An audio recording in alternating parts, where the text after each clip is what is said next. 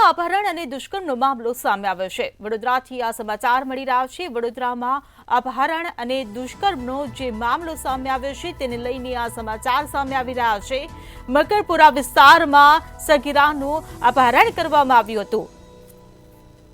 તો અપહરણ કર્યા બાદ સગીરા સાથે દુષ્કર્મ આચરવામાં આવ્યું હતું। વડોદરાથી આ સમાચાર મળી રહ્યા છે ત્યારે આ સમગ્ર મામલે ડીસીપી અભય ગુપ્તાનું નિવેદન સામે આવ્યું છે। તો 20 સપ્ટેમ્બરે આરોપી યુવક ચિરાગે સગીરાનું અપહરણ કર્યું હતું। ત્યારે આરોપીના 2 ભાઈ અને એક યુવતી આ ગુનામાં સામેલ હોવાનું સામે આવ્યું।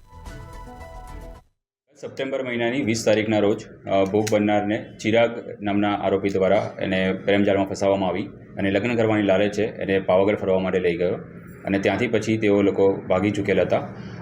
20 સપ્ટેમ્બરના રોજ ગુનો દાખલ કરવામાં આવ્યો હતો અને પોલીસ સતત એમની પાછળ હતી। સોશિયલ મીડિયા દ્વારા અને કન્ટિન્યુઅસ સીડીઆર ચેક કરીને અને તમામ રીતો અપનાવીને સોશિયલ મીડિયામાં એનું ઇન્સ્ટાગ્રામ એકાઉન્ટ જ્યારે એણે લોગિન કર્યું તેના આધાર પર આઈપીડીઆર મંગાવવામાં આવ્યા। તેના આધાર પરથી તેનો નવો નંબર ટ્રેસ કરવામાં આવ્યો અને આરોપીની ધરપકડ કરવામાં આવી છે। આરોપીનું નામ છે ચિરાગ અને તેની જે મદદગારીમાં તેના ભાઈ રોહિત હતા અને વિક્કી તથા શ્રદ્ધાબેન જેઓ એમની આ ગુનાહિત કૃત્યમાં મદદગારી કરેલ છે। આરોપીની ઉંમર છે 22 વર્ષ।